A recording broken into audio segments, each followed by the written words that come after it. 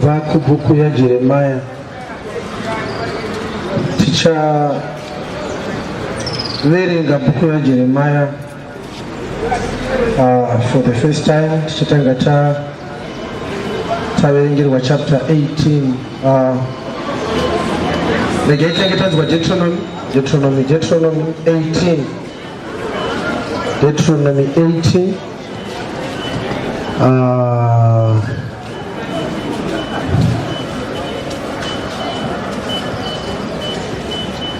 Mwari wakatendeka, Mwari wakarurama. Verse 15. Yes. Ishe Mwari wako uchakumutsira muprofita unobva pakati pako. Yes. Pahama dzako. Yes. Wakafanana nei. Yes. Unofanira kumuteerera iye sezvawakakumbira kuna Ishe Mwari wako paHorebu nemusi weungano uchiti, ndirege hangu kuzonzwazve inzwi raIshe Mwari wangu, uye ndirege hangu kuzoonazve moto uyu mukuru, ndirege kufa. Azvita tiri kuverengerwa bhuku yaDeuteronomy chapter 18. Deuteronomy chapter 18 verse 15. Chikonzero chatiri kuverengera chapter iyoyi, tiri kuda kuti tiwane waro watingade kuziva nawo kuti nyaya yekuti maprofita yakatanga kuita popular say. When does the issue of prophets become a hot issue in the worshiping or in the church or in the structures of the church? Nyaya yekuti kuna anonzi muprofita yakauya sei, yakavepo nekuda kwei. Israeli iri kubva kuIjipita iri kuenda kuKenani. Mwari anotuma Moses pane imwe nzvimbo ongofuma achiti, Mwari achakusimudzirai muprofita pakati pehama dzenyu. Haleluya. Mwari achakusimudzirai muprofita pakati pehama dzenyu akaita seni. Iyeye muprofita iyeye muchamunzwa kana ava auya muchamuteerera. Kubva ipapo tinoona kuti vaprofita vanobva vava popular nechinangwa chekuti kune mumwe anzi achauya anenge ari muprofita. Vanhu vachibva vatoziva kuti kune mumwe muponesi achauya asi anenge achinzi muprofita. Nyamba izwira kuti muprofita rinofanira kuti ridzwikwe, ridzidzwe, rizikanwe, vanhu varege kungofunga kuti chinhu chiri nyore kungofuma uchinzi muprofita. Israeri yakanga ine vaprofita kunyange Moses asati azvarwa, vaprofita vakanga variko. Abrahamu akanga ari muprofita. Mwari ndiye akazvitaura mubhuku yaGenesis chapter number 20 verse 7. Abrahamu akanga ari muprofita waMwari. Jude anotiudza kuti Enoki wakanga ari muprofita zvakare. Saka tine muprofita Abrahamu, tine muprofita Enoki, Moses asati azvarwa. Vaprofita basa ravo nderei? Vazhinji vakufunga kuti basa ravo nderekudzinga mamhepo nekuitisa vanhu mari. Asi nguva yatinoona ana Moses vachinzi vaprofita, hatina watakaona akaita mari nekuda kweuprofita hwaElijah kana hwaIsaiah kana hwaMika kana hwaMikaya kana hwaJehu kana uprofita hwavamwe vazhinji vatinoziva, ana Gadhi nana Nathani pamwechete nevamwe vakaprofita nana Zakaraya. Vakanga vari vaprofita vanonzi naJesu mubhuku yaLuka chapter 24 verse 27. Ipapo akatanga kuvadudzira zvakanyorwa mumurayiro waMozisi nemuvaprofita vose pamusoro pezvakanyorwa zvine chekuita naye. Vakanga vachiprofita kuuya kwaKristu. Saka vaprofita vari kuOld Testament vari kuprofita pamusoro pemumwe anziwo nemumwe muprofita. Moses achitaura kuuya kwaKristu wakamuti muprofita, ndo zvaakanga atenderwa kuti azive. But Jesus is more than a prophet. Are you hearing me? Ndiye anotori mukuru wevaprofita, ndiye anotuma vaprofita vari kuOld Testament. Saka kuzokurumbira kwavaprofita kwakauya mushure mekunge vanhu vaziva kuti kune mumwe muprofita akamirirwa. Saka wese anenge aprofita anenge akafanana, kedzwa ikazikanwa ikafamba. Asi vaprofita vatinavo muOld Testament vakanga vari vaprofita vaibva muimba yaLevhi, asi vachibva kuboka pavana vaMozisi. Mwari achitora imba yaLevhi akaisanangura kuti ndiyo ichange ichibuda vana vachashumira Mwari. Veimba yaAroni pavana vaLevhi, Aroni naMozisi mukomana munin'ina. Mwari akati pavana vaAroni ndo pachamuka vaRevhi navaprista. Saka tinoona Aroni achifa, mwana wake Elieza ndiye anopfuurira mberi nebasa reuprista kusvikira pamazuva aEri, muprista mukuru akanga ari mubhuku yaSamueri wokutanga chapter 1. Akanga aine nhubu dzaakazvara Finehasi naHofini. Eri ndeorudzi rwaLevhi, anobva kuimba yaAroni. Samueri muprofita nemuprista waMwari, muRevhi Samueri anobva futi muimba yaAroni. Vakanga vachiva vaprofita vaibva muimba yaMozisi, but Mozisi naAroni vachibva muimba yaLevhi. Saka pavana vaLevhi, Aroni naMozisi, Mwari akadivhaidha akati kubva muchiuno chaAroni ndichatora vaRevhi navaprista, muchiuno chaMozisi ndichatora vaprofita. Haleluya, chiri kunzwika here? Saka ndo panotanga kuonekwa popularity yeofisi yeuprofita yakanga yashandiswa naMozisi kuprofita kuuya kwaKristu. The guy turns to Deuteronomy chapter 13 verse 1. Muprofita ndiye ari kunyora pamusoro pevaprofita. Moses akanga ari judge, akanga ari a priest, akanga ari a prophet. He was 3 in 1. Sezvatinoona zvakare Samuel achiita mazuva ake, ndiye aitamba mhaka dzavanhu semutongi, ndiye aipinda munzvimbo tsvene-tsvene semuprista mukuru, ndiye aiprofita achigadza madzimambo negonaumberi nemafuta aairayirwa naMwari. Aiita mabasa ari matatu ari 1. Mwari une vanhu vaakashandisa kuita mabasa ari matatu, munhu ari 1, vachiprofita kuuya kwaKristu. Akanga ari all in all. Ndiye Mesaya wedu, ndiye murevereri wedu, ndiye muprista wedu mukuru, ndiye bwai redu rechivi, ndiye zvakare muponesi wedu, ndiye mutongi wenyika yose kana nyika yava kupetwa. Vaiprofita nezvekuuya kwaKristu, akanga ari zvese kuna vose.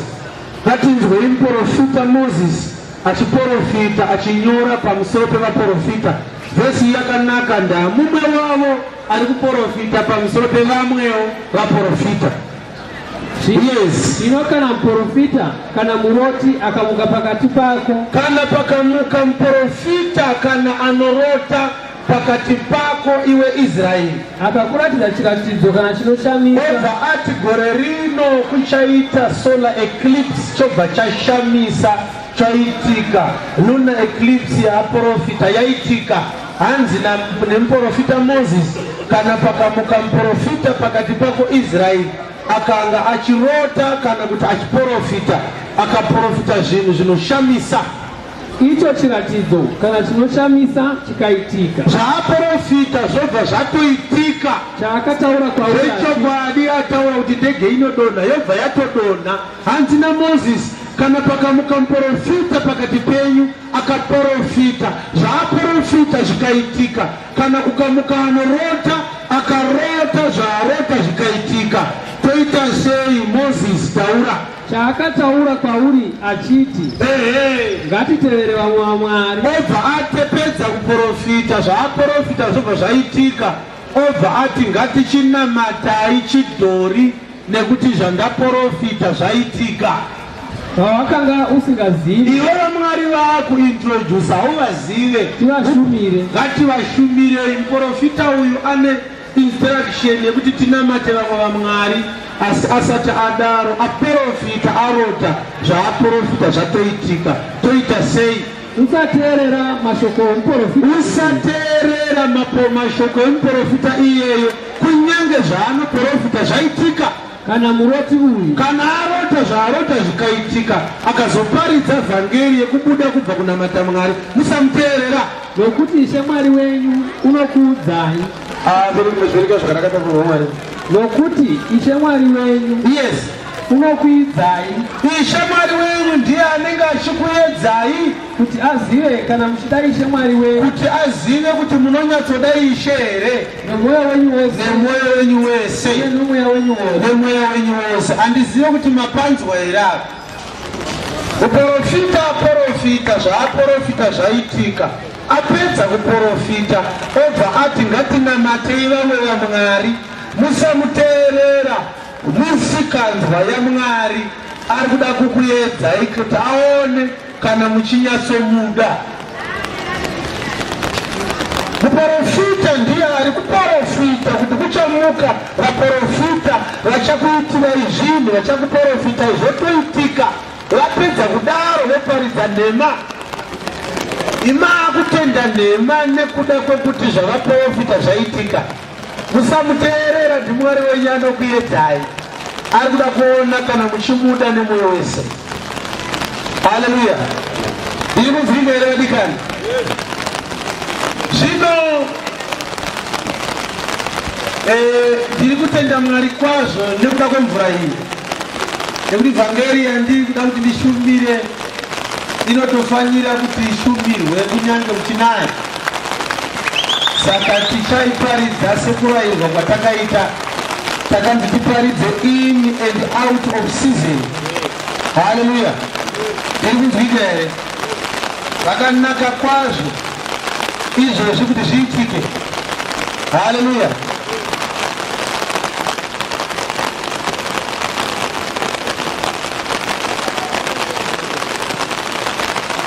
haleluya zvino vhangeri yatichagoverana nhasi kuchinaya zvakadai dai pasina chandakabata ichi ndanga ndichitoda kutoparidza ndichinayiwa zvakandinakirawo izvozvo mvura yakanaka haina kumboipa kuti inaye munhu kune zvimwe zviri kutonaya vanhu zvakapfuura mvura iyi haleluya Mwari wakanaka vadikani nekuti vhangeri yatichagoverana nhasi inonzi varume haleluya inonzi varume vari pajoki ndiyo nyaya yandiri kuda kuti ndigoverane nemi manheru ano chinosaka ndiparidze kunyange kuchinaya kuziva kuti kana kuri kufa umire kufa kuti kumira kunaya unogona kufa kuchinaya kana munhu achigona kufa kana kuzvarwa achi kuchinaya anotadza nei kunzwa kuti shoko kuchinaya shoko rinoti preach in and out of season saka izvezvizvi kana kwanaya it's out of season the commandment to us is that we should preach even it's out of season kuchauya vaprofita vachatoprofita zvinenge zvaprofitwa zvoitika asi zvaitika kudaro vobva vazoti ngatitizei kunamata Mwari wekumusoro-soro tinamate vamwe vaMwari vamusina kumbobvira makaziva kana vaprofita ivavo vadaro musavateerera zvavanokurayira kuti muite ini Mwari wenyu ndini ndinokuedzai kuti ndione kana muchindida nemwoyo wese Mwari munotaura sei ida makanyoresa wani mubhuku yaJames kuti munhu ngaarege kuvapo anoti kana aedzwa ati ndiri kuedzwa naMwari nekuti Mwari haaedzwe nezvakaipa naizvozvo Mwari haaedze munhu chamaakunge munozvipesanisa chamaakunge munotaura zvinhu zvisiri kuwirirana munenge maakuzvikontradikta makataura kuti hamuedze munhu munotaura sei kuti munoedza munhu Mwari haedze munhu kungoti chete mazwi ake akavanzika. Haleluya. Zvinoreva bedzi kuti Satani aunza pfungwa muvaprofita yekuti ngatiendei tinonamata vamwe vaMwari. Auya nepfungwa iyoyo Mwari vachizviziva vakatomusiya kuti enda unodaro, kuti vanondida vagoramba zvigozoonekwa kuti ini ndini Mwari uri pamusoro pavamwari vose. Saka kana achiti ndinokuedzai, haasiri anouya nemuedzo, asi anoedza vanhu, anosika permission, onzi enda zvako, sezvaakaita pamazuva aJobho.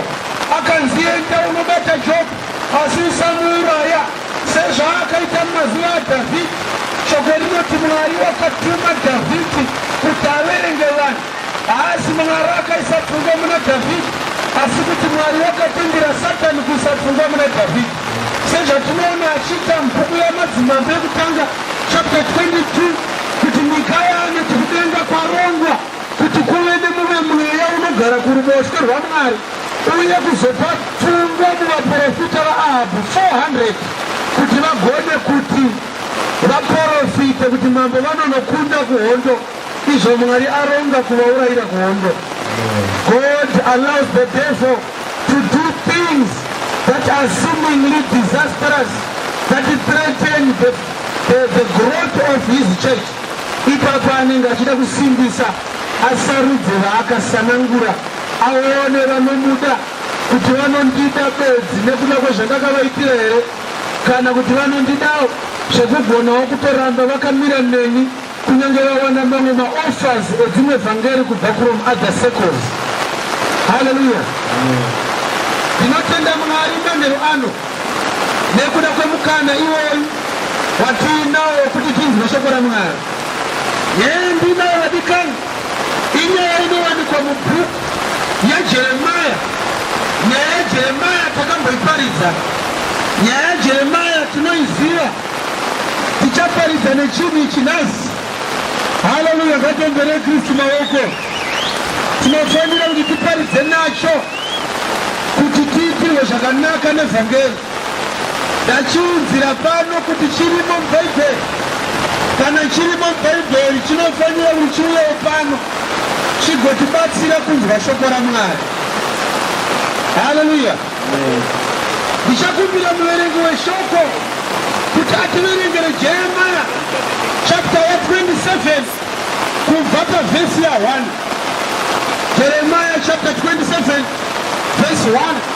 Tinzwe kuti joko iri rakanga ravawa naro richinzi nderei, nekuti mubhaibheri ririmo joko ine munwe akaparidzawo naro. Saka ini ndichaparidza nejoko zuva ranhasi. Takabhoya naro musomande kukanaya, nhasi kwanaya futi. Zvinoreva kuti Mwari anoti vhangeri iparidzwe muchinaya, vhangeri yejoko. Haleluya. Chii chakaitika pamusoro pejoko? Pakuramba kwokubata ushe kwaJoakimi mwanakomana waJosaya. Joakimi mwanakomana waJosia mambo waJudha akati achitanga kubata ushe paJudha. Shoko iri rakasvika kuna Jeremaya richibva kuna Ishe. Shoko iri rakasvika kuna Jeremaya richibva kuna Ishe richiti kudii? Zvanzi naIshe kwandiri. Zvanzi naIshe kwandiri. Ndiitire zvisungo namatanda. Yes. Uzviise pamutsipa wako. Zviitire joki reshona ratina matanda. Rechirungu rinoti put upon thy neck a yoke and ropes. Saka Jeremaya wakanzi Mwari azvibope nejoki agogara naro, agofamba naro. Haleluya. Handizivi kuti musoro wangu unokuomera.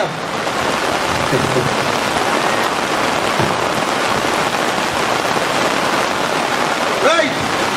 Ndiwo maparidziro akaitwa naJeremaya kwemazuva ese achifamba akadai. Jeremaya 27 vhesi ya1.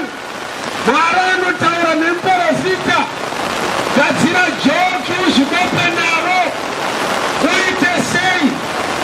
Uzvitumire Edoni, wobva waenda kuna mambo weidhomi, nokuna mambo wa Moabi, woenda zvakare wakadai kuna mambo wemoabhi, nokuna mambo wavana vaAmoni, woenda kuvana vaamoni wakazvibopa nejoki, nokuna mambo eTire, woenda kuna mambo weLebhanoni wakazvibopa nejoki, nokuna mambo eSidhoni, woenda zvakare kuna mambo weSidhoni uri pajoki, neruoko rwenhume dzinouya Jerusarema, woenda zvakare nenhume dzinoenda dzichibva Jerusarema, kuna Zedhekia mambo waJudha, wosvikawo zvakare kuna Zedhekiya mambo waJudha, utume shoko navo kuna tenzi wavo, wakabopwa nejoki, unomira wotaura vhangeri, uti zvanzi naIshe wehondo, wodzi nevanhu ko unorwara here kugara nejoki kunge waakupenga, woti zvanzi naIshe wehondo, Mwari waIsraeri, Mwari waIsraeri,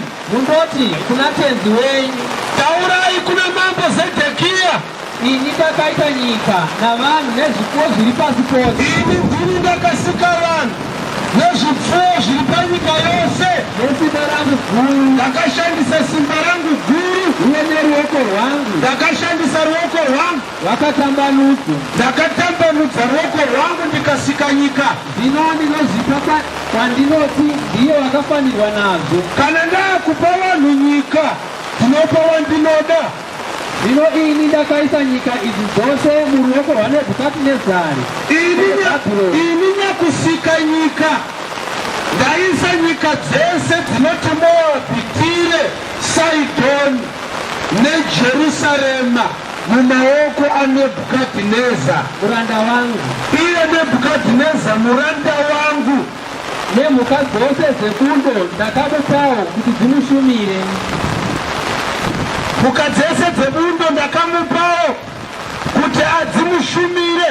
Marudzi ose achamushumira iye nomwanakomana wake. Marudzi ose achashumira Nebhukadhineza iye nemwanakomana wake. Nomwanakomana womwanakomana wake. Muzukuru waNebhukadhineza achatonga Amoni, achatonga Moabhi, achatonga Saidhoni, achatonga Jerusarema, kusvikira nguva yenyika yake yasvikawo. kusvikira nguva yakewo yekupindawo muutapwa yasvika Nebhukadhineza. Ipapo marudzi mazhinji namadzimambo makuru achamuita muranda wavo. Ipapo Nebhukadhinezawo kana nguva yapera achaitwawo muranda nedzimwewo nyika. Zvino rudzi rupi norupi rune ushe hupi nohupi, Kana paine umambo huri mumanharaunda ano, vanoramba kushumira iye Nebhukadhineza, vanoramba kubopwa naNebhukadhineza mambo weBhabhironi, mambo weBhabhironi, vanoramba kuisa mutsipa wavo pasi pejoko ramambo weBhabhironi. ngavaise mutsipa yavo pasi pejoko ramambo weBhabhironi. Rudzi urwo ndicharurova nomunondo, Vanenge varamba kubopwa naNebhukadhineza ndichavarova. uye nenzara nehosha yakaipa, Ndichavarova nemunondo, nenzara nehosha yakaipa. kusvikira ndavapedza noruoko rwake. Ndinovapedza neruoko rwaNebhukadhineza. Nditobopwai nejoko raNebhukadhineza mukaramba ini ndinokupedzesai. Ndizvo zvinotaura Ishe. Ndizvo zvinotaura Ishe mazvita. Saka Jeremia akaita mwedzi yakawanda achifamba akaita zvandakaita izvi, achiparidza kuti Nebhukadhineza ari kuuya kuzokubopai sezvandakaita izvi.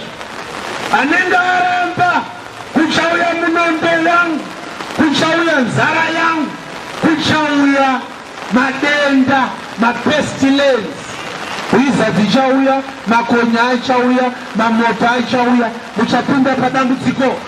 Saka Jeremia ndokubva akunge seanorwara nepfungwa. Vanhu vakati munhu werudziya anorarama achifamba nejoko ngemupengo. Mwari vachida kuparidzira nyika 4 kuti dzichapinda pasi peuranda hwaNebhukadhineza nekuda kwekusateerera kwavo Mwari, akatanga akopa wake muprofita. Haleluya. Amen. Ndazvigerani. Saka ndakapfeka joko iri kudaro, handisiri wekutanga kune mumwe akatombonorara naro mumagumbezi achimuka naro achiparidza. Kwakamboparidzwa here kuchidai makambozviona kupi? Hakuparidzwe pamusoro pezvakamboonekwa, kunoparidzwa pamusoro pezvakarongwa naMwari. Kana Mwari aronga abvunze vanhu kuti makambozviona here zvandaakuda kuita, anongoti ngazviitwe. Svondo rakapera takanzwa mavhesi akawanda. Imwe vhesi inoti Mwari wakaudza Ezekieri kuti ndichauraya mukadzi wako manheru kana ndamuuraya usacheme gomera mukati. Tikanzwa zvakare imwe vhesi Isaiah 20 ichitaura kuti Mwari wakati muna Isaiah abvisa hembe afamba akashama for 3 years. Chakaitika mufunge Mwari achiparidza. Amen. Tikasawana vamwe vangatiparidzire vhangeri yejoko, ticharuza zvakawanda zvakavigwa naMwari muvhangeri yake. Haleluya. Amen. Saka Jeremia anofamba pandiri panapa pane chimwe chisipo pane zvaive naJeremia ndachishaya. Rope anga ine rope muhuro futi yaifamba ichirembera pasi. Vanhu vemazuva iwayo ukaverenga mapachiments vanoti Jeremia akanzi ipenzi dzatacha. Ndozvazvinoita kana nyika ikanga yarongerwa kuponeswa, Mwari anoshandisa upenzi hwekuparidza kusarudza vanopona, vanoona zvinhu zvinenge zveupenzi asi zvisiri zveupenzi. Haleluya. Jeremia watumwa naMwari kufamba nejoki muhuro sezvandakaita izvi. Chii chakaitika? Vanhu vainzi kana vaona joki raJeremia vatendeuke Nebhukadhineza asati auya, vazive kuti joki riri muna Jeremia nderefani. Kune joki hombe risingaite riri kuiwa naro naNebhu. Asi vanhu pachinzvimbo chekuti vatendeuke kuvhangeri yaJeremia vakatotanga kuseka wacho ari kuparidza. Vakatandorwara. Izvo zvazvisi zvinyowani nemazuva ano vanhu vakamuseka. Haisiyo nyaya yatichada kuti tigogoverana nayo yekusekwa kwake. Haleluya. Amen. Tada kugoverana pamusoro penyaya yevamwe vaprofita vakazosimuka kuti vaite kaunta vhangeri yaJeremia ari pajoko. Ngatinzwei nezvavo. Jeremia nejoko rake ari kufamba akanyarara, mukamubvunza kuti unopenda here, anokuudzai kuti kana ndichipenga muchaita right manje manje. Nebhukadhineza ari kuuya achakubepai mese. Haleluya. Amen. Vadikani Zedekia akanga ari mambo waJudha pakapinda Nebhukadhineza muJerusarema, akatanga atushurwa maziso, akabuditswa mupalasi make aine mahandicams. Zvinhu zvainyadzisa kuti mambo wemwe nyika anobuda munyika make ari musungwa wemumwe mambo. Chii chakazoitika Jeremia agadzira joki yake pahuro pake? Asi kana murimi, regai kuteerera vaprofita venyu, kana vauki venyu, kana kurota kwenyu, kana vapemberi venyu. Jeremia ndokubva ati nechiprofita chejoko rangu, vadikani musateerere vaprofita venyu, kana varoti venyu, kana vauki venyu. Vanoita sei vanhu ivavo? Kana vapemberi venyu. Vanotaura nemi vachiti hamungashumiri mambo weBhabhironi, nokuti vanokuprofitirai nhema. Vanhu iva kuti muiswe kure nenyika yenyu, kuti ini ndikudzingirei kunze muparari. Right. Jeremia ndokubva aprofita akati, imi vaJudha imi nditeererei. Kuchauya varoti venyu, vafemberi, vaprofita nevaoni, vachauya vachiti zvanzi naMwari Nebhukadhineza angati bope zvanzi naMwari, we are going to be delivered by power, by thunder. Musateerere vanhu vakadaro. Mukavateerera mukabatwa naNebhukadhineza, hapana anodzoka kuno. Yes. Asi rudzi ruchaisa mutsipa waro pasi pejoko ramambo weBhabhironi. Nyika dzese dzichabopwa naNebhukadhineza nokumushumira. Muchashandira Nebhukadhineza ndiMwari aronga izvozvo. Rudzi urwo ndicharutendera kugara munyika yarwo. Ndichatendera nyika idzodzo kuti kana mapedza kuzviisa pasi pejoko raNebhukadhineza mugozobuda mudzokere kunyika dzenyu. Mukabvuma kubopwa naNebhukadhineza muchabuda nenguva dzinouya. Mukaramba munoparara mese, hapana anodzoka. Ndozvataurwa naMwari. Kukauya vaprofita vachiti hatibude, hakuna Nebhukadhineza anouya, I'm an anointed man of God. Musamuteerera mupenga. Yes. Zvino ndikataura naZedhekia mambo waJudha mashoko awa ose. Ndokubva aenda kuna Zedhekia Jeremiah akabera. Uri president ukazi pane munhu ari pagedhe state house akadai, unongoona kuti kurwara. Amen. Your Excellency said there is a young man by the gate. He claims that he is a prophet. He wants to see you. But sadly enough, he is putting on a yoke on his neck. Zvikanzi naZedhekia, ndomuziva ndiJeremiah, ndiye anogara achitoka asina kukwana. Rega itinzwe. Isai mitsipa yenyu pasi pejoko ramambo weBhabhironi. Zvikanzi naJeremiah mambo Zedhekia, bopwai naNebhukadhineza musarambe. Mumushumire iye navanhu vake. Shandirai Nebhukadhineza musarambe nevanhu venyu. Murarame. Munorarama mukabvuma kubopwa. Muchafireiko imi navanhu venyu? Mukaramba anokuurayai anokupedzai, atopihwa simba naMwari. Nomunondo uye nenzara. Ini ndinokupedzesai nemunondo nenzara nedenda. Nehosha yakaipa. Sezvakataura Ishe pamusoro perudzi runoramba kushumira mambo weBhabhironi. Anenge aramba Ishe ndozvaakataura pamusoro perudzi irworwo. Regai kuteerera mashoko avaprofita anotaura kwamuri vachiti. Musateerera vaprofita vanotaura kwamuri vachiti kudii? Hamungashumiri mambo weBhabhironi. Hamungashumiri mambo weBhabhironi. Nokuti vanokuprofitirai nhema. Vanokuprofitirai nhema. Nokuti ini handina kuvatuma. Ini handina kuvatuma. Ndizvo zvinotaura Ishe. Ndizvo zvinotaura Ishe. Asi vanoprofita nhema nezita rangu. Gombe ramaoko ipapo Kristu. Vanoprofita vachiti hatipinde muBhabhironi, havana kutumwa, vanokunyeperai. Amen. Haleluya, haleluya. Amen. Right, vadikani. Ina handisi Jeremiah, saka ndichakurumidza kuneta. Ndozobvisa joki. Amen. Asi ndisati ndaneta, nditenderei kuti nditsanangure chinhu ichi. Jeremiah watumwa naMwari kuti aprofite aine joki muhuro. Obva ati kuchauya vamwe vaprofita vasina kutumwa naMwari. Navo vadikani, ndinoda kuti munzwisise chinhu ichi. Mwari ane madzishe aakashandisa kuti vaprofite zvinhu zveumambo hwake, vamwe vachirepresenta Mwari, vamwe vachirepresenta Satani.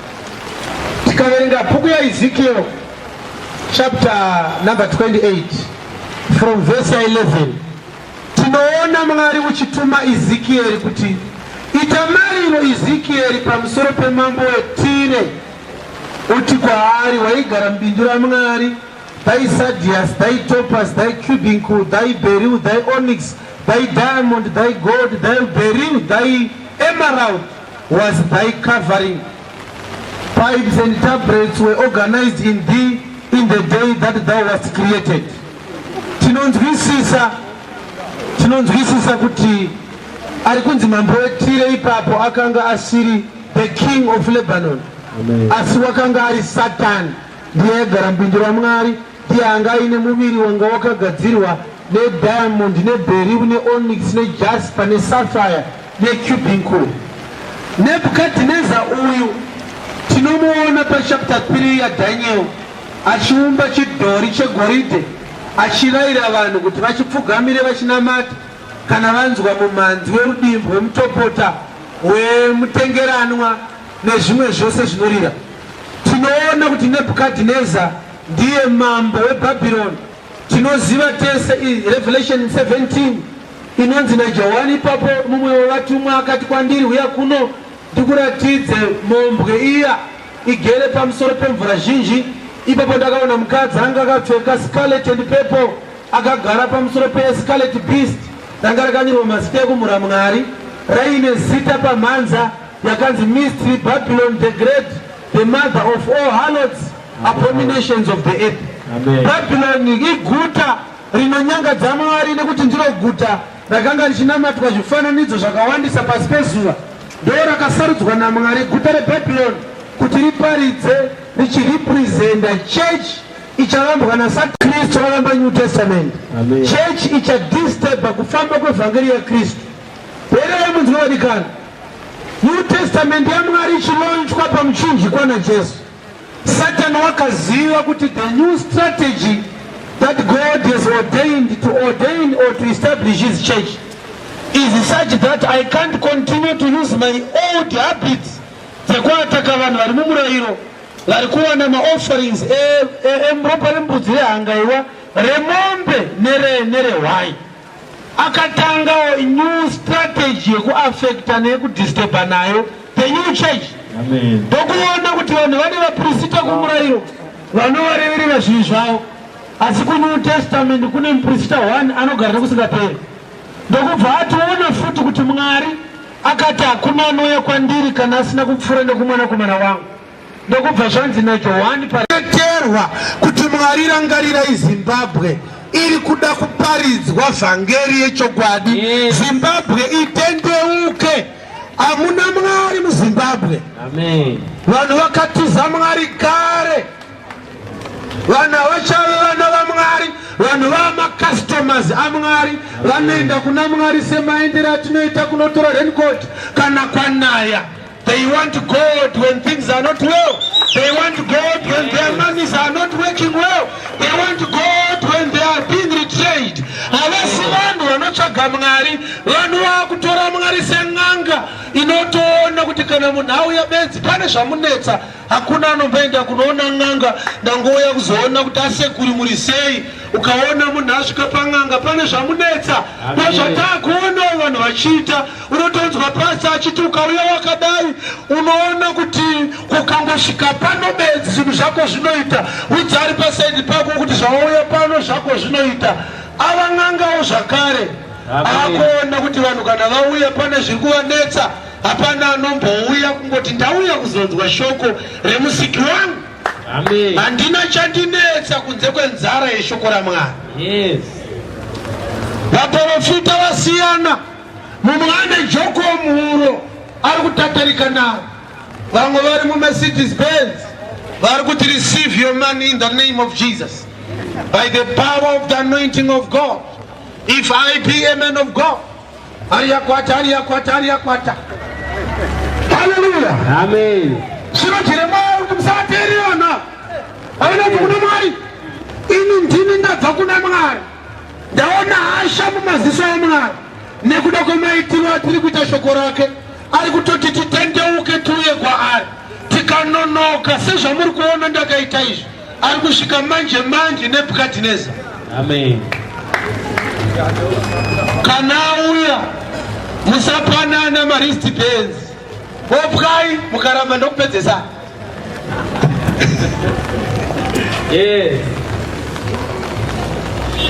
Pane kunetseka kana kurwara kana kushayiwa mari kunogona kuuya nekuti pane zvakonzereswa naSatani muvanhu. Kugozoita kunetseka kwokuti Satani achiuya kuzokupa urwere apfuura nekuna Mwari akatosainirwa bepa racho rekukurwarisa.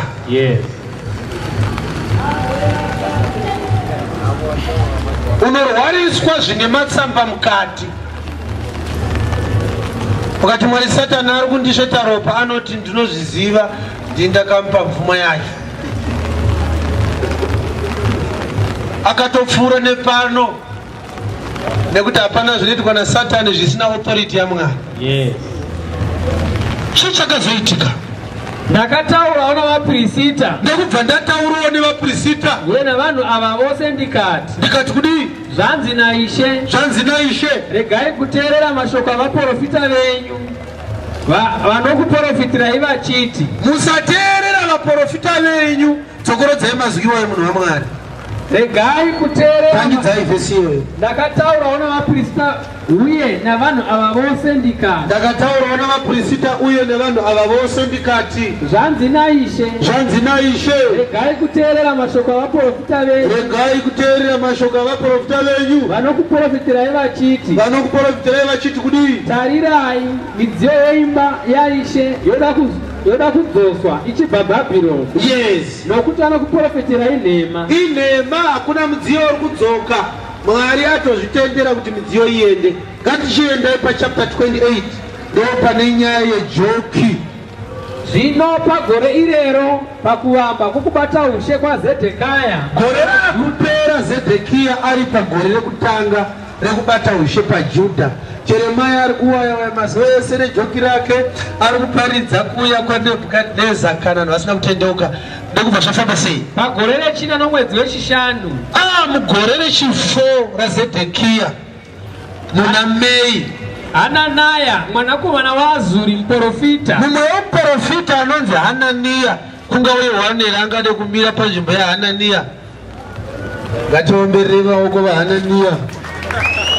Hanania mwanakomana waAzuri muprofita waiva weGibheoni, aibva Gibheoni. Hanania akataura neni mumba mashe. vakasangana naJeremia muchechi. Vaprista navanhu vose vari paka. Chechi yakaungana kudai so. Akati kudii? Hanania akati kudii? Zvanzi naIshe wehondo. Chikanzi naHanania, Mwari wehondo ataurawo neni. Mwari waIsraeri. Mwari waIsraeri andipawo shoko, ndiri muprofitawo futi. Ndavhuna joko ramambo weBhabhironi. Ndatyora joko ramambo weNebhukadhineza weBhabhironi. Makore maviri asati apera kwazvo. Immediately kana ndiri munhu waMwari, in 2 years time ndichadzoserazve kunzvimbo ino. midziyo yaMwari iri kudzoka kuno. Midziyo yose imba yaShe. Yes. Yakatwa Nebhukadhineza achaidzosa midziyo iyo. Vasangana vaprofita vaviri, mumwe ane joki muchechi akanga apinda naro. Amen. Haleluya. Amen. Ndinonzika here? Yes. Jeremia akapinda nejoki muchechi. Vanhu vakatoti amen amen, vakatamba Jeremia inaro. Yes. Haleluya. Amen. Ndobva Hanania rapindawo muchechi, harina joki, rakapfeka double breast suit nekabhutsu kane mupoindi kari kupenyika kunge ganda reshato, kakapemwa musoro, kakapfeka trouzi rewhite nebheti rine mabara mapfuti pana.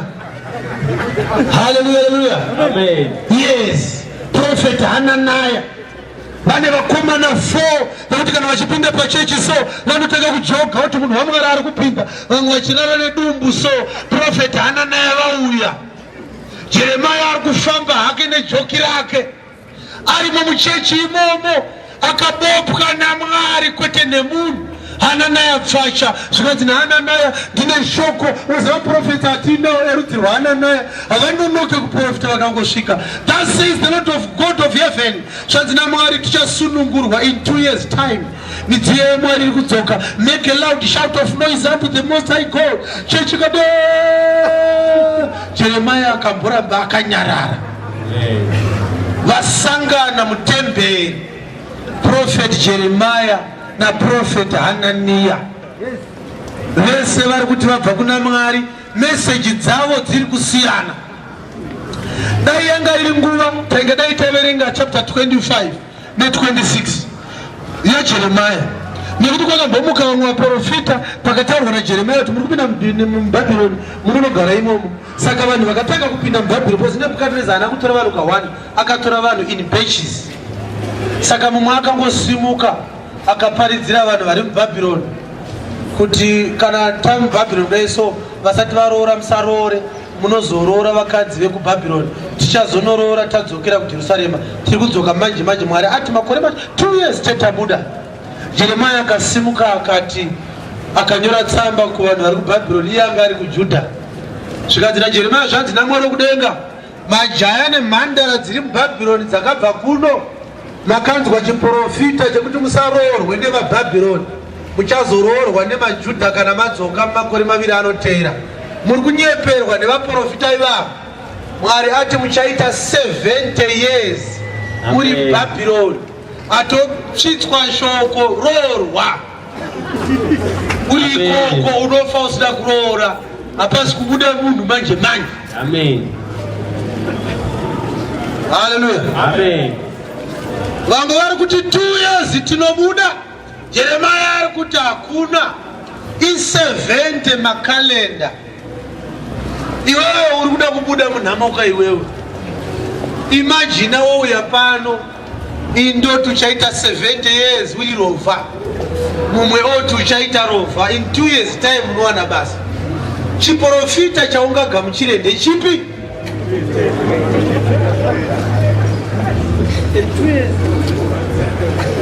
It's a $50 offering basket, special seed. In 3 months time, kana usina kuwana basa unoyoshtora mari yako. Achinyatsoziva kuti kana ukasariwana itoreke pane mamonyi. Hallelujah, hallelujah. Amen.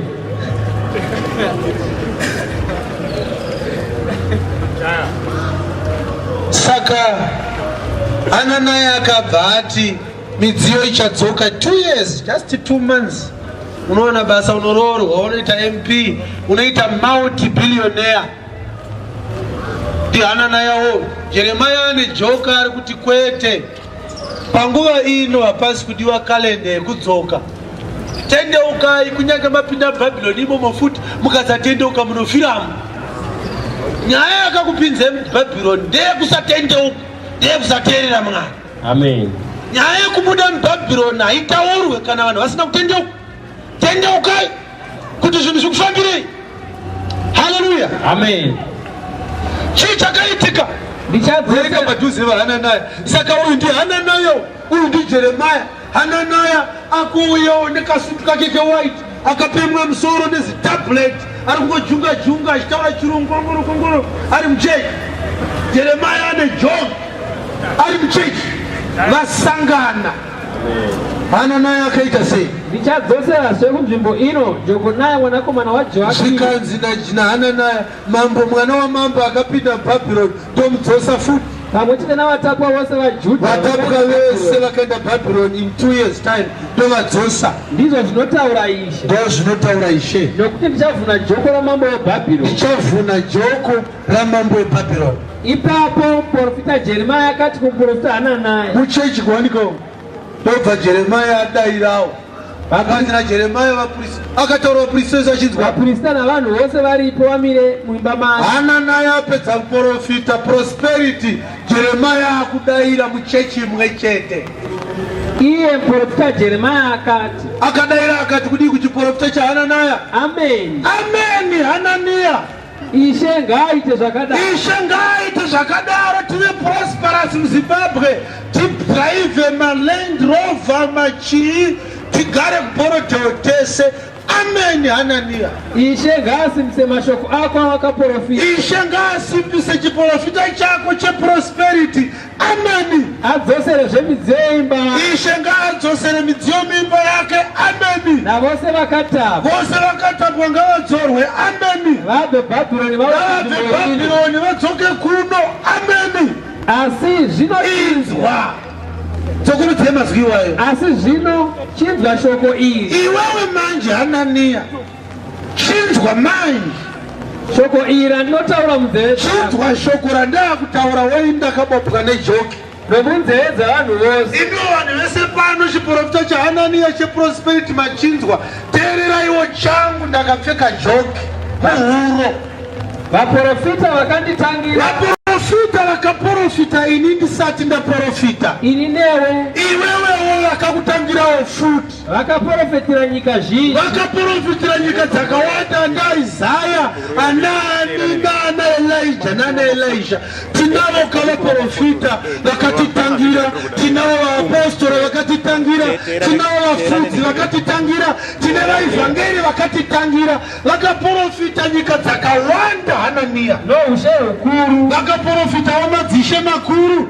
vachireva zvokurwa vaitaura hondo nenzara vaitaura nzara nehosha yakaipa vaitaura hosha kuvanhu vanopandukira Mwari kudai. Hapana kana hwani wavo akaprofita prosperity. Hananiya rekodhi yevakatitangira aitaura zvekurisivha. Kana vanhu varambe shoko kudai Hananiya, vaprofita vanotumwa vanotaura hondo, vanotaura hosha, vanotaura nzara sabva kuna Mwari. Haleluya.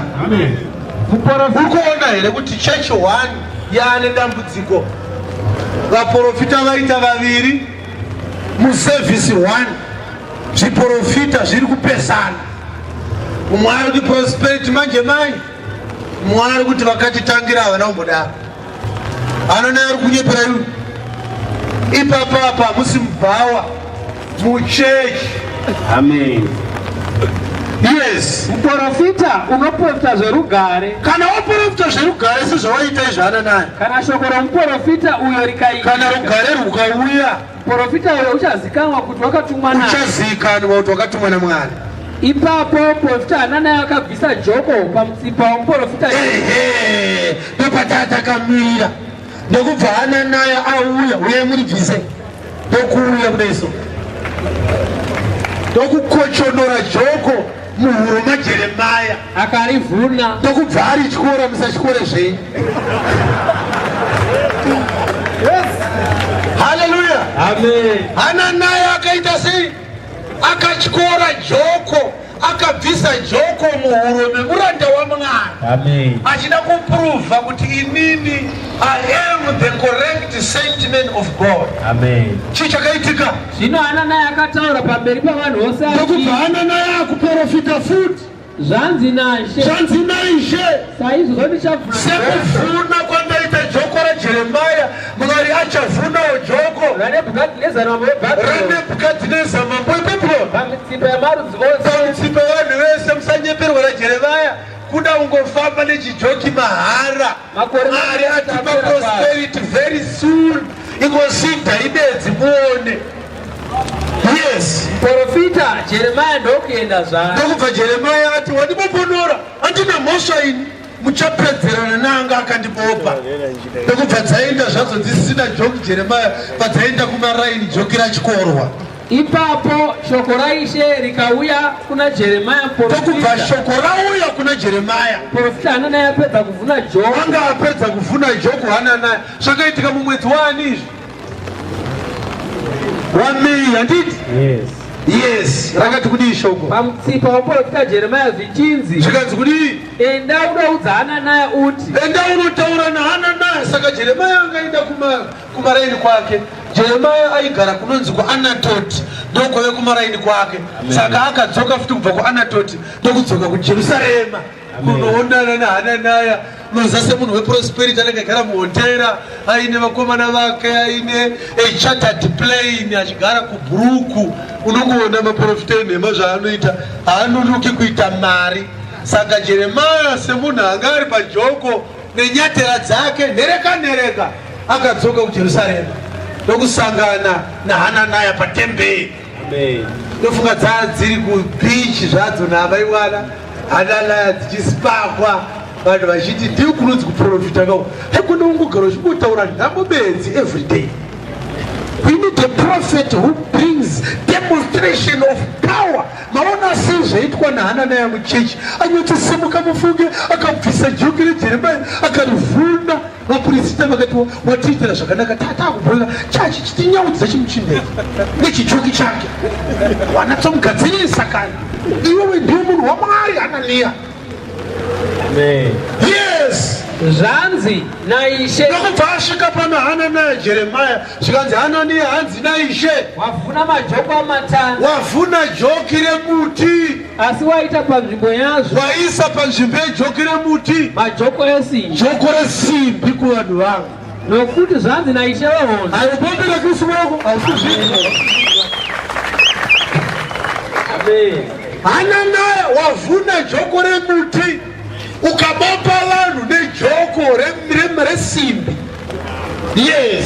nokuti zvanzi naishe hondo mwari waIsraeri ndakaisa joko resimbi pamutsipa yamarudzi awa ose. ndakutoisa joko resimbi pamutsipa yavanhu vese nekuda kwako iwe uri kutendwa nevanhu vese kuti ashumire Nebhukadhinezari mambo weBhabhironi. uchamushumira bedzi fofa achamushumira. yes. uye ndakamupawo mhuka dzebundo. achatonga nemhuka dzesango Nebhukadhinezari. ipapo muprofita Jeremia vakati kumuprofita Hananaya, zvikanzi izvi zvanga zviri zviprofita zvenyika, chakowo chiprofita ndechii chaHananaya? chinzwa zvino Hananaya. idzwa kaHananaya iwewe. Ishe haana kukutuma. hauna kutumwa iwewe. Amen. Hananaya hauna kuita sei? hauna kutumwa naMwari iwewe. asi iwe unotendesa vanhu ava nhema. uri kutendesa vanhu nhema iwe kuti vanhu vanobuda muurombo manje ivo vasina kutendeuka kuti varegere zvakaipa zvavo vateere shoko raMwari. yes. naizvozvo nechikonzero chenhema dzako zvanzi naShe, tarira Hananiya, ndichakudzinga pasi pose, ndakukubvisa panyika, uchafa nhaka, uchafa manje nokuti wakataura zvinomukira Ishe, wakataura zvinopesanisa vanhu naMwari. naizvozvo muprofita Hananaya wakafa negore iro nomwedzi wechinomwe, akafa muna Julai. amen. kukundwa Hananaya hakuna. Hananiya died 2 months later. nyaya iyi yakaitika muna May, akafa muna July. just 2 months. hakuna Hananaya. akaurayiwa nani Hananiya? airega iyi aparuwe gata akabva kadai yavo. uri vagata rekuita sei? akauraya munhu anozikanwa. amen. haleluya. amen. zvinovadikani nyaya huru yatichadzidza nhasi kunge vanhu vachifanira kuona joko iri kuti vazive kuti Mwari uri kuparidza kuti agumbuka ane zvinhu zvaasisiri kuda kuti vanhu varambe vachiita, vavatendeuke. uku ari kuprepare Nebhukadhinezari, ari kuoma, so ari side background, ari kujoga Nebhukadhinezari. ndara chinitenderei ndinobva murakani munondiziva. zvikanzi mbomira regai Jeremia ambofamba nejoko rake, zvichida mungawanikwe vashoma vanganzwe meseji yangu naJeremia vakatendeuka. varume ndakamira pano manheru ano ndiri kuparidzawo ndakasimba. nyika yedu yese zvayo 5 or 6 continents yashata. kushata kwayaita ndekwekuti hatina bedzi ana Hananiya vari kuprofita nhema, vari kubvisawo zvakare ana Jeremia pamajoko avo. tinavo varume nevakadzi, vakomana nevasikana vakanga vachitoparidza shoko iri, vakatendeka, vakabopuka pajoko raKristu raakati bvisai mitoro yenyu yekwandiri tikuzorodzei, obva ati takurai joko rangu rakareruka paMateu 11 verse 28 ne29. saka tinoona kuti Ishe kana achitora vanhu kuti avatume anovapa joki rekutakura, asi akatira kasiyana nerimwe ramanga makatakudzwa naSatani. kuti tinana Hananaya vanoti akazvibopa mushe Jeremia nejoko raKristu, vanouya paari vachida kubvisa chokwadi chiri maari, vomubvisa pajoko. vanotanga nekumutengera 4x4 womuti spiritual son yangu wapoponerwa pajoki. hauchagona kutaura nhema dzaitaurwa naprofeti, kungomira bedzi. indiri mwana waprofeti, prophet is a mighty man of God. ndakanga ndiri rabishini, ndakanga ndisina chinhu, but thanks be to the man of God. ikozvo ndakugarawo muGreendale. munotiwo munhu waMwari akaipa here kana akadaro? nyamba nguva wakanga uri roja, wanga uri pajoko uchinzi uparidze shoko raMwari, wakatendeka, wakazvinipisa, wakamirira kuti in due season he was going to lift you up, kuti ugone kuone pako paunenge uchigara. asi zvabva kunyasha dzaMwari, zvisiri zvekubviswa pajoko rawanga wakabopwa kuti uparidze vhangeri ichatendeutsa vanhu. tine vanhu vazhinji pasi pezuva vakaboponorwa naHananiya. Haleluya, haleluya. Amen. Munaiparidza zvakanaka kusvikira receive a message vari kuda kukuonai. Mumwe akauya akatengerwa masutu 3 kungotanga agara haka asina kubobwa. Amen. Kungotanga so ndiri mwana munhu wemwari. I'm his son. I'm the son of men of God. Joko rine nyaya iri varume, nekuti kana taakuda kutsvaga vakatumwa naMwari veboka raJeremia tisati tateerera meseji yavo, tinocheka joko rakavabopa. Bhedheni yamunayo yekuparidza ndeyei? Vamwe vazhinji vari kuparidza nekuti vari kutoti kuparidza ndiyo basa ravakawana. Amen.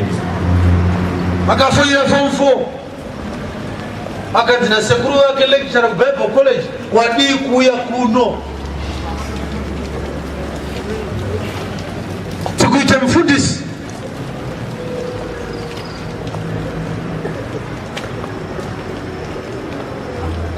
Chechi imwe chete vazvita ine vaprofita vaviri vane meseji 2 dzakasiyana.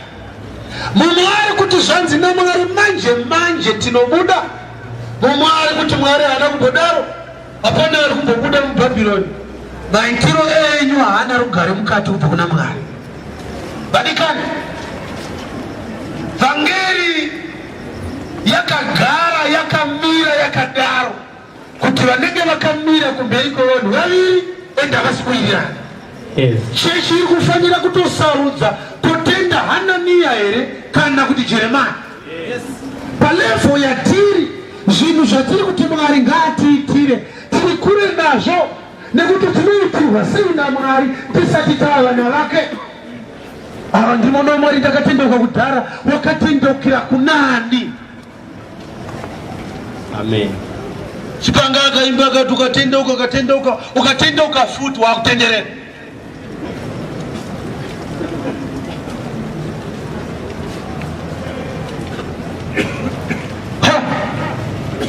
Nyika ino urumboona here kuti kudhara waiti ukapinda taiti kaenda kumusha kuti kuedza kuda notsvaga mazhanje wainzwa uine vakuru katasvika musango mumazhanje musazobvosha imomo tinotsaka tikatotendereka munoyera. Iko zvinezvi maakuyera maharare unonzwa kuti mwadatora zita remunhu waMwari rinoyera zita iro riri munokeswa nazvo izvi. Raakuyera mazuva ano raazita remunhu waMwari rafanana nemukomo vataitsvaga mazhanje. Amen. Amen.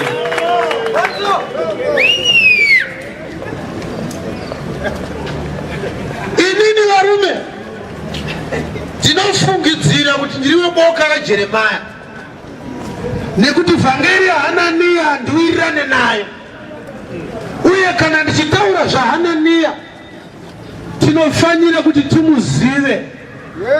Tione kuti Hanania ari kuti kudii. Vaprofita venyu ava varume vanogona kukuudzai kala yebhra riri mukati meblouse, zvinyanzi zvakadaro, muchitoti go deeper man of God. Akaita go deeper abva pabhra achata deeper mukanyara nazvo. Amen. Go deeper. Amen. Teerai munzwe vadikani, munondiudza vaHanania kuti maona ndaita mari. Inini mune chokwadi kuti Mwari anoda kupa inini mari nemabasa angu andinoita. Inda muchiona mari pamunhu akadai ane shamuro nekirango muhomwe izvezvi hamuna kuiona. Asi namba dziri pachitupa madziona, namba dziri kwandinogara madziona. Mweya weruzivo wakadaro. Munoreva here kuti Mwari haasisina basa nemaitiro angu. Amen. Offering yematambira ndiri mupurisa, ndiri kubira vanhu mari paroadblock, ndiyo yamuri kuitira prayer kuna Mwari kuti muwedzerei pane zvaanoita. Ndinovasura vanhu nazo. tikawedzera kuvatorera vanofa nenzara. But ima hamuna basa nazvo kungoiswa mubhasiketi. Be blessed. Muwedzerei. Munhu inzenza ikubhawo akawedzerwa varume vanomukecha anofa. Amen.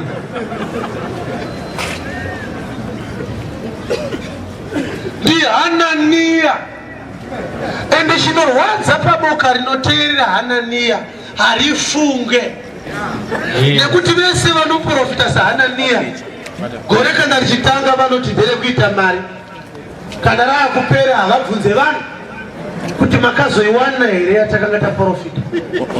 Vanodzoka futi gore rinouya voti ndere kuita mari. Each time yavari kudaro iwe uri kusuka kusvikira wane half pay yebhutsu. Zvakuti kana ukasatobatsirwa nevari pajoki kuti uzocheka kuti pavari kuti igore rekuita mari havana kutaura kuti rani. Yes. Vaitozvitaura havo vega. Ivo ndiwo vakakonkluda kuti ndini ndiri kurehwa. Hananiya, une chivindi chekubopodora munhu abopwa naMwari iwewe.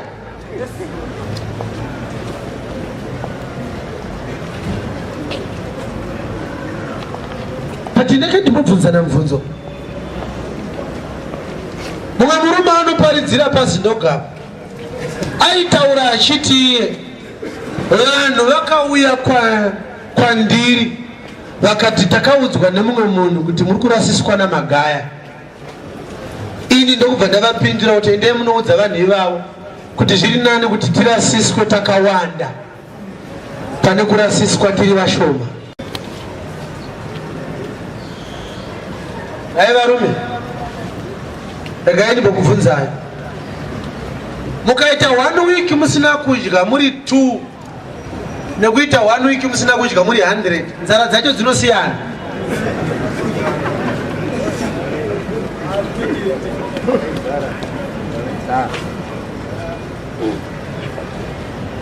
Hananiya, tinoda kuti timudzidze manheru ano.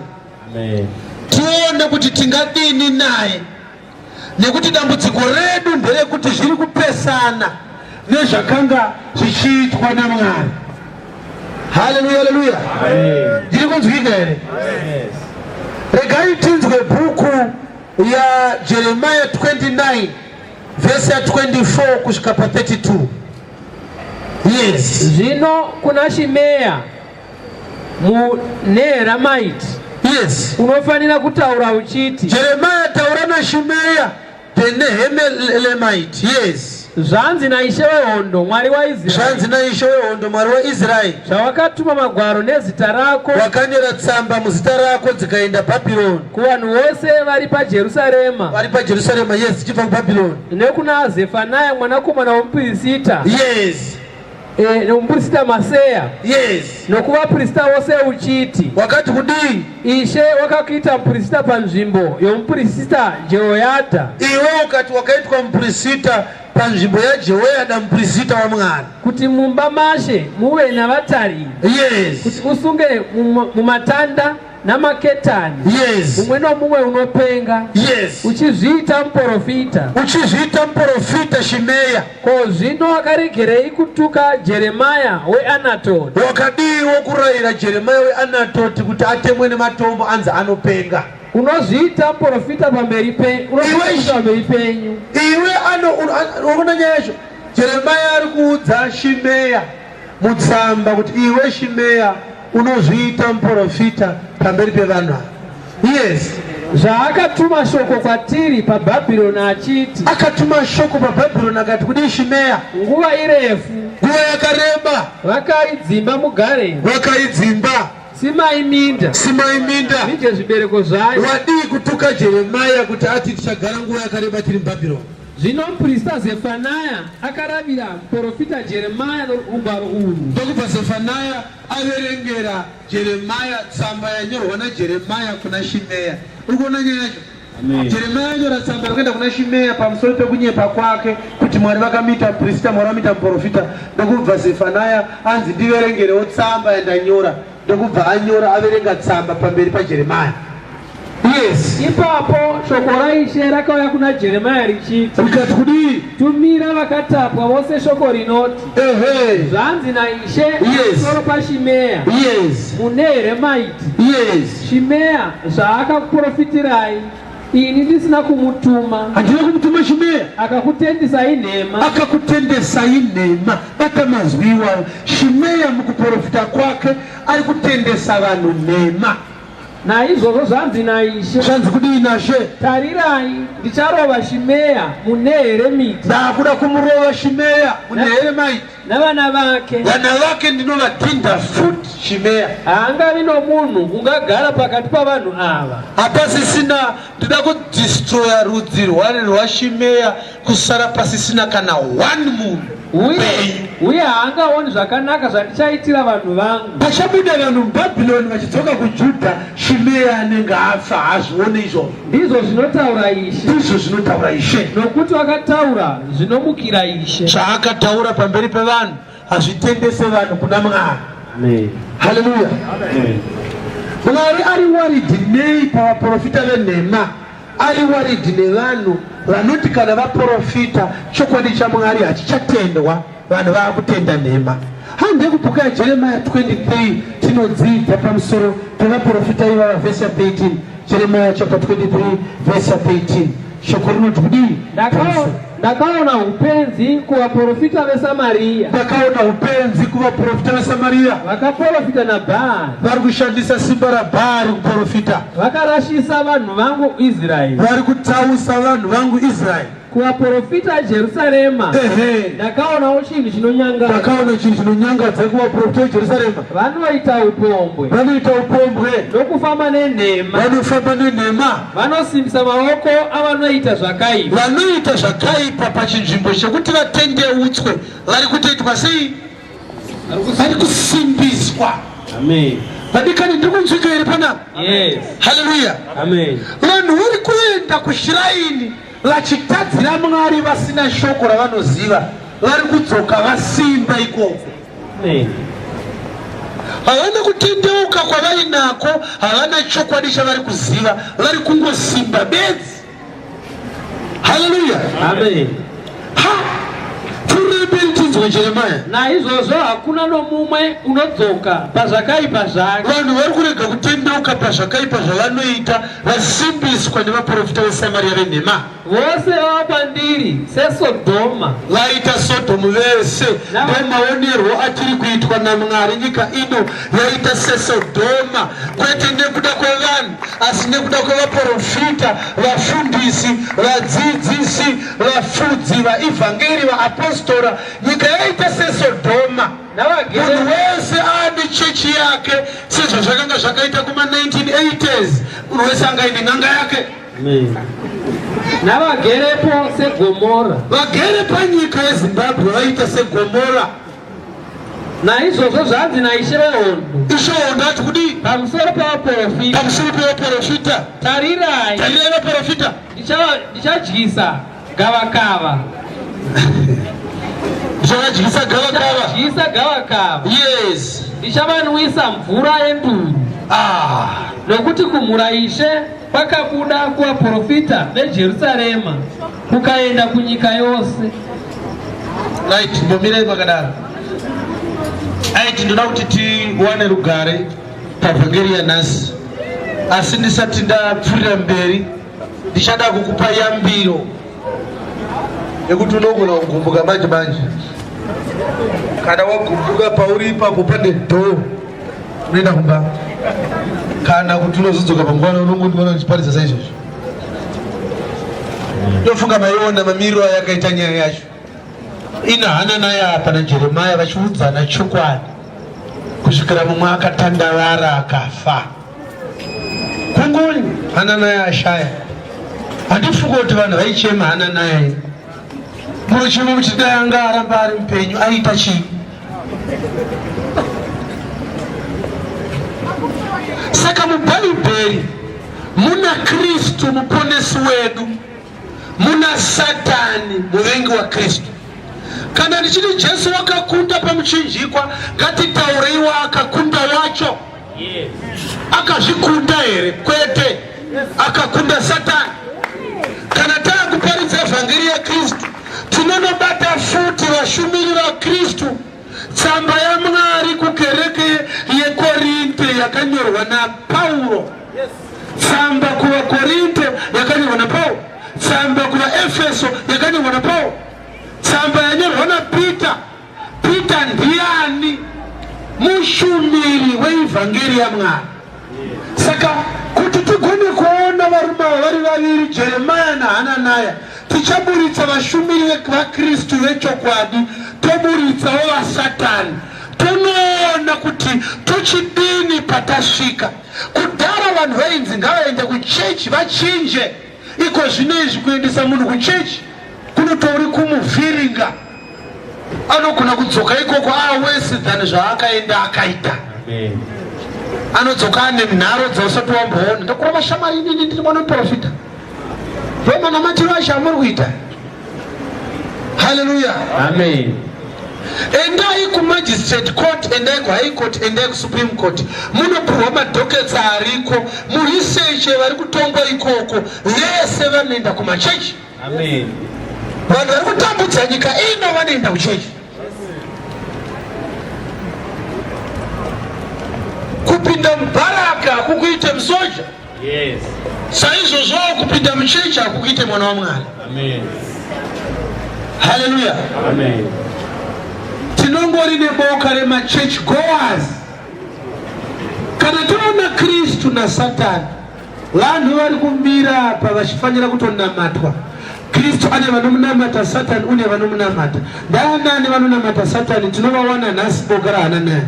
Tine vashumiri vaMwari, tahana Jeremia. Tine mushumiri waSatani, tinani? Tina Hananiah. Ukavatarisa mazita acho ese Hananiah kumberi, Jeremia, Hananiah, ungati vanhu vamwe chete ivo vachitoshanda zvisiri sezvatinoona mubhaibheri. Muna Simoni Peter muapostoli waMwari, muna Simoni n'anga yepaSamaria yaroya Samaria yese. Muna Sauro nhubu, muna Sauro muapostoli waMwari. Hallelujah, hallelujah. Amen. Iri munzvimere. Saka vhangeri yakanaka ndaichatiratidza Hananiah, ichatiratidza Jeremia. Yes. Ndisati ndabata Jeremia naHananiah, ngatimboonai kuti muNew Testament zviriko here zvaana Hananiah naana Jeremia. Handei tinobata Mabasa chapter 13, verengai pavhesi 5. Acts chapter 13 verse 5. Yes. Vachisvika paSaremu, vakaparidza shoko raMwari mumasinagoge avaJudha. Vakanga vana Johaniwo waiva mubatsiri wavo. Yes. Vakati vagura chivi chose kusvikira paPafosi. Ari kunzi John uyu anga ari John Mark, uyu atiri kuti Mark. Zita rake rekutanga anonzi John. Mark is surname. Chakasaka izonyorwa kunzi the book of Mark. Ana John vanga vawanda. Kwakuita John the Baptist, John the Revelator, uyu anga ari John Mark. Saka ndiye aive mubatsiri wana Paulo. Yes. Vakawana imwe n'anga waiva muprofita wenhema. Apo ana Paulo vakawana n'anga tobva panzi waive muprofita wenhema. Zvinoreva kuti anga ari muJudha futi. Kunotori nemuJudha n'anga, Sangoma wechiJudha, Zunzamandere wechiJudha baba. Amen. Anga ari muguta. Zvinoruka ari kunyora bhuku yamabasa anobva ati vakawana n'anga uyo aiva muprofita wenhema. Zvinoreva kuti nyika yese yaimuziva semuprofita. Ana Paulo bedzi ndo vaiziva kuti in'anga. Amen. Vanhu vaitoenda vachiti we are going to see a prophet. Asi vanhu vaMwari ndo vaiti hatina maprofita akadai. Ainzvandi murume uyu? Zita rake rainzi Bar Jesus. It's why. Haasi muprofita bedzi, ane zita rakada kufanana neraKristu. Yes. Bar Jesus zvinoreva kuti son of Jesus. PAR chihebheru zvinoreva kuti son of. saka muchinda uyu ari n'anga ainzi son of Jesus. Amen. Hallelujah. Yes. Waigara pambatu wenyika. Aigara pamba pa gavana. Wainzi Sergio Paulas. Imagine n'anga ichigara kumba kwa mai vanonzi bayana va gavana weHarare province. Hallelujah. Aigara kupi kumba kwa gavana. Ungambate munhu akadai. Zvinoreva kuti aiwana support yestate. Aizikanwa nemagovernment officials vaibatsirwa naye. Amen. Muda kunobata muprofita maminista vanenge variko ikoko musi weSunday kun'anga. Amen. Vachiti muprofita rukari kuti mukuenda zvenyu ikoko vaSergio Paulo in'anga munhu uyu. Anotove nezita anonzi Bar Jesus. Tina Paulo mubhaibheri, tina Bar Jesus mubhaibheri. Vasangana mumavhesi aMwari. Zvino vari kuparidza nhema, vari kuti batai Paulo Bar Jesus musiye. Mumazuva iwayo kana kunga kuine vashumiri vaMwari nevaSatani, nasiwo tinofanira kuvaona. Yes. Hallelujah. Amen. Tobva taziva futi un'anga hwavo kuti huri papi. Saka vakasangana Paulo na Bar Jesus pamba pa Sergio Paulo gavana. Yes. Iye ndokudana Barnabas na Saulo. Ndokubva Sergio Paulo adedza Paulo. Andiona manyorera aruka. Aona kuti ana Saulo ana Paulo vaita vaviri, Sergio Paulo nemaapostoli Paulo. Ndokubva anyora achiti vakadedza Barnabas na Saulo. Abvisa Paulo nekuti vanhu vakakonfuswa kuti akadana mumwe ndiani pakati paPaulo naSergio Paulo. Yes. Amen. Ndokubva Bar Jesus ari mumba magavhina kudaro, ndobva gavhina vanzwa kuti kune vaapostoli vari kurova vhangeri. Zvikanzi naSergio Paulo ngavauyewo ndivanzwe. Mumba mune n'anga asi adhakwa nazvo. Ari kuti maristibedi tambopfekawo apo vanhu. Aiwa ndatiraya. Chibaba chacho mafuta ndazora kana kuine vanoshoko ngavabhuya wako vana ndipo vanzwawo. Dai ukabatwa nemeyaSergio Paulo vambogara nen'anga mazuva akawanda, ukanzwa richipfuura ridedze shoko umboridzwa. Zveaireceive God paumbosiyana unazvo. Ana Paulo vari kurova bedzi raKristu. N'anga irimo mumba iri kuona DSTV zve. Uzava chigara nen'anga uri wakasipa hapana nekuteerera. Sekuru vanokurova ine mheni. Saka Paulo naBarnabas vakabva vanzi muri kudiwa nagavhena, asi kune n'anga futi ikoko. Vakati Paulo tonosangana tonopedzerana ikoko. Chii chakaitika? Achitsvaka kunzwa shoko raMwari. Sergio Paulo akasade kurisivha manje. Anga aneta. Anga akutsvaga kuita sei? Kunzwa shoko akati kurisivha ndadhudha nako. Yes. Asi n'anga iyo Elimasi nokuti ndiro zita rake kana richishandura. Tikashandura tikatranslata kuti Bar Jesus nechigiriki kuti Elimasi. Akavadzivisa achitsvaka kutsausa. Akatanga kuna Sergio Paulo, these men are evil, they must go. Taona gore rakaipa pavasvika, zvandaona hazvina kunaka. Paulo anga atosvika ipapo. Yes. Asi Saulo ndiye Paulo.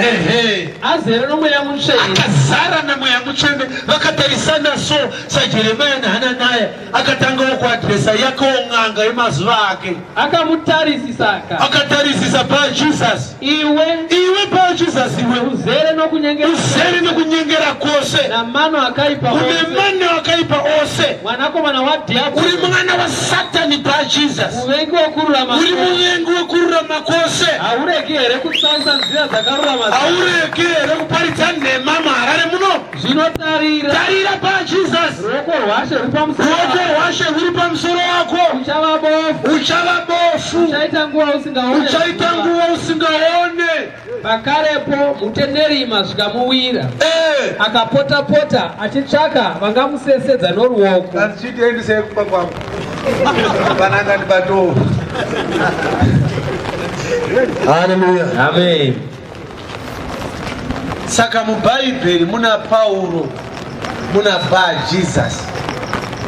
Two preachers, one nganga, one mu apostle wa Kristo. Yes. Acts chapter 8 verse 8.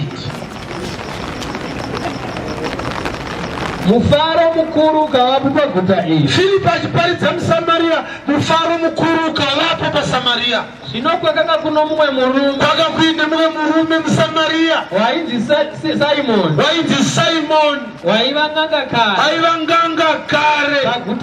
Paguta iroro. Waishamisa vanhu veSamaria. Aisi minana yaaiita iyoyo. Achizviita munhu mukuru. Aizviita munhu mukuru. Vose vaduku navakuru. Magovernors nemakanzuru officers nemapurisa vakamutevera vakaatenda PhD. Uyu munhu isimba guru vakati this is a mighty man of God.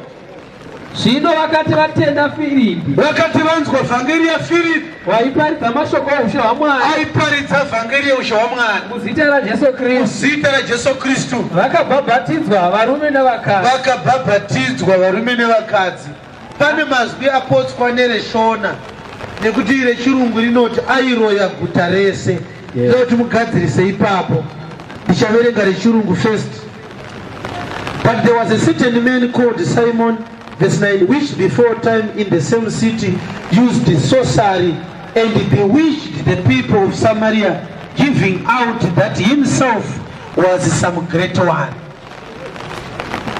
Zvino kwakanga kuno mumwe murume wainzi Simon, waiva nganga kare paguta iro. Wairoya vanhu veSamaria. Yes. Achizviita munhu mukuru. Aivaroya.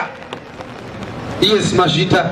Saka tina Bar Jesus mu New Testament tinani Simon. Varume ava vari kuparidza nhema, vari kutendesa vanhu nhema. Chapter 2 ya 2 Peter verse ya 2 tangire pa 1. Peter wechipiri chapter 2 verse ya 1 kusvika pa 3.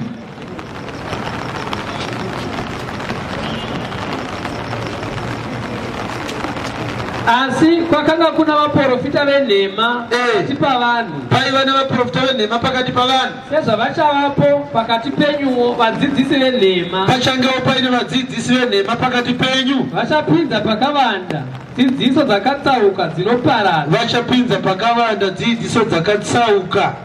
Vachiramba naiye tenzi wakavatenga.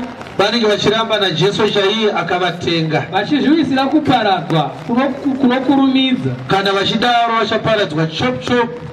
Vazhinji vachatevera utere hwavo. Vanhu vachateera nhema idzodzo. Nokuda kwavo nzira yezvokwadi ichazvidzwa. Nekuda kwavo nzira yezvokwadi ichaita sezvayo. Ichazvidzwa. 3 John verse ya 9.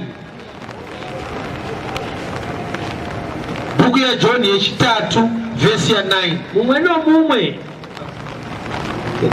John wechitatu. Ndakaunyorera kereke asi Diotrofe unoda kuva mukuru pakati pavo. Ndakanyorera kereke asi Diotrephes anoda kuita mukuru pakati pevanhu vese. Unotiramba isu. Anoramba vhangeri yatinoparidza. Naizvozvo kana ndichiuya ndichayeudza mabasa ake aanoita. Yes. Kuti unotiitira makuhwa namashoko akaipa. Anotaura zvenhema kuti John ari kuparidza achiti zvakati zvaasina kutaura. Anonzi ani munhu uyu? Diotrephes. Murevi wenhema. Amen. Ngatinzwe ibhuku ya Timothy wokutanga chapter 1 verse ya 18 kusvika pa 20. Yes.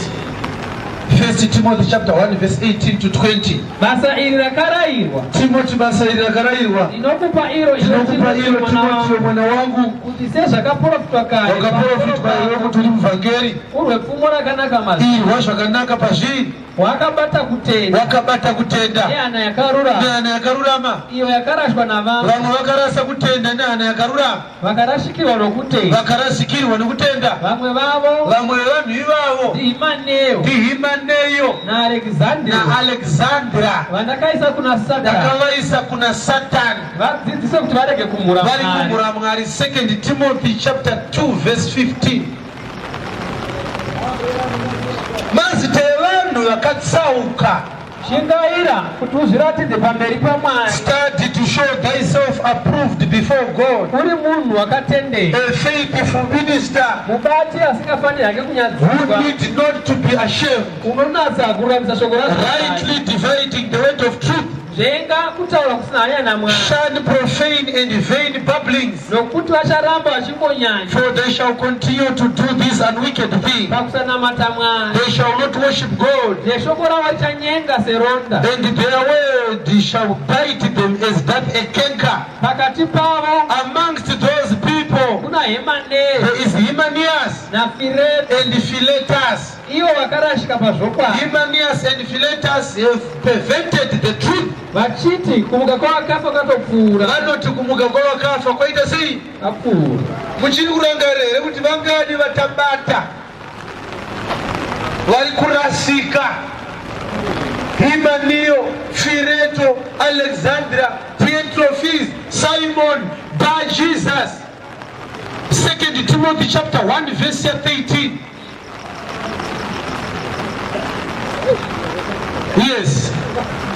Batisisa zvavakaratidzwa zvamashoko akarurama, Mashoko akarurama wakapiwa batisisa. izvo zvavakanzwa kwandiri, Izvo zvavakanzwa kwandiri. kutenda norudo rwuri muna Kristu, Kutenda nerudo rwuri muna Kristu Jesu. izvo chakanaka chavakapiwa, Icho chakanaka chawakapiwa Timothy. uchichengete nomweya mutsvene Chichengete nomweya mutsvene unogara matiri, anogara matiri. unozviziva hako Unozviziva Timothy iwe kuti vose vari paEzhia vose vari paAsia vakandifuratira, vakaramba vhangeri yaKristu vakaenda kumwanga. pakati pavo Pakati pevanhu vakaramba vhangeri pana Figero pana Figero naHerimogeni. naHerimogeni. Ishe ngaaitire imba yaOnesiforo, Onesiforos angaitirwe ngoni, nokuti kazhinji vakandisimbisa, aindisimbisa pandaitizwa nevanhu vakuenda kuShrine. asinganyadziswi neketani yangu. Haana kuvhiringwa nekurambwa kwandiri kuitwa nevanhu vachinzvenga vhangeri yaKristu.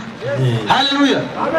Saka tina Figero tina Herimogeni, asi mazita ezvikotora, mazita evanhu vaiparidza nhema mazuva aPauro.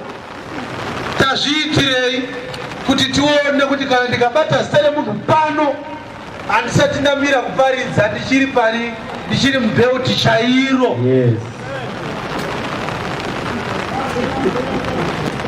Mazvionawo ndini?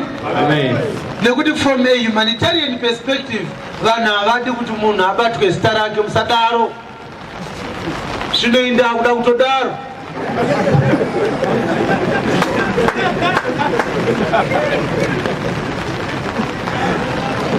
Takabopwa nejoki varume rekuti tizivise nyika zvakafanira kuregedzwa nayo kuti iwane ruponeso. Takafanira kuudza nyika vhangeri yechokwadi, but tiri kusangana nemastumbling blocks. Tine varume nevakadzi vakatsunga moyo, vanonzi naPauro vane moyo yakapiswa nedare rinopisa. Havana basa kuti zvavanotaura ndezvechokwadi here kana ndezvenhema, nekuti mavari mune pfungwa yegain kuti ndine chandinowana here. Amen. Haleluya. Amen.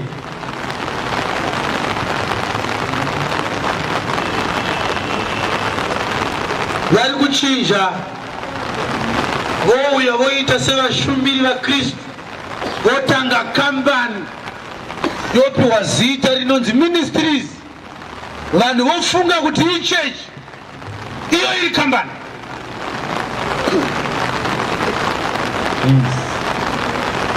Ndichada kuti ndikuratidzei musiyano weoccult nechechi, musiyano wechechi neShrine. Chechi inoziva muponesi Kristu. Yes. Kana vanhu vatanga Shrine, zita rinonyanyotaurwa paShrine harisi raKristu, Yes. ndeve mukuru weShrine. Saka uchiona vachiti tiri vana vababa guti, vanonyanyotaura raguti kupfuura raKristu. Amen. Anofungidzirwa kuti ndiye akatuma guti. Izvo zvinoita kuti Zayonja iite Shrine, Amen. imire kuita chechi. Ndatotanga izvezvi. Haleluya. Amen. Occult nechechi zvakasiyana papi? Nekuti kana iri chechi, Kristu ndiye mufounder wayo. Yes. Ndiye founder wechechi, ndiye baba lechechi, ndiye muriritiri wechechi, ndiye muchengeti wechechi, ndiye murevereri wechechi, ndiye mutongi wevanhu vari muchechi. Yes. But kana tasvika paokout, vanhu havabvumidzwe kutaura zvavanofunga kana zvichinge zvaonekwa kuti zviri kutaurwa nemukuru zviri kupesana neshoko raMwari. Havagone kuti munhu waMwari hamusi matsaudzira here vhesi yandiinayo inotaura zvinenge zvinopesana nezvamadzidzisa. Vanobva vanzi I will curse you. Kushiraini kunoraramwa nefiye kwete nefaith. People fear the founder of the shrine. They don't have faith in God. They have faith in a human being, in a person. Mufaro wavo urimo kana prophet, kana papa vasvika. Kushiraini haubatsirwe kana usina chawatambidzwa mumaoko.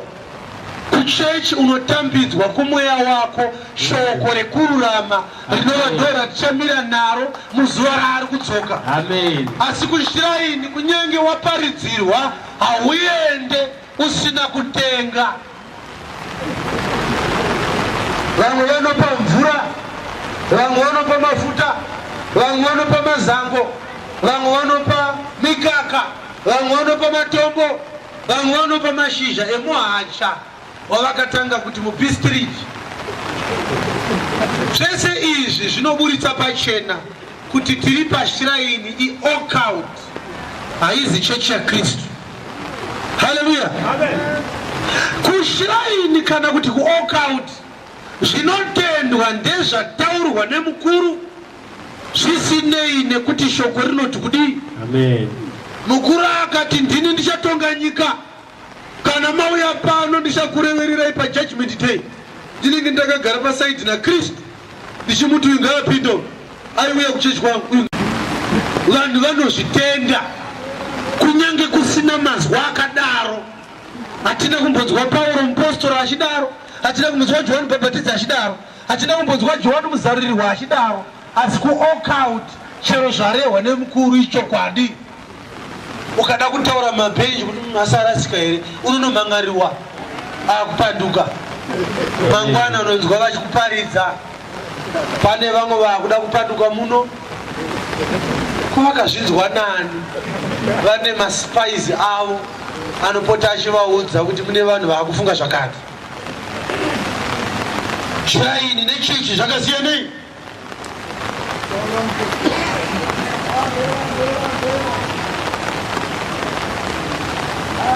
Kushiraini vanhu havatozive Kristu wacho kuti ndeupi, tinomugamuchira sei, uye tinoziva sei kuti Kristu watinaye ndewechokwadi. Vanhu havanei nazvo. Kushiraini kunospecializwa nekupedza maproblems ari physical evanhu.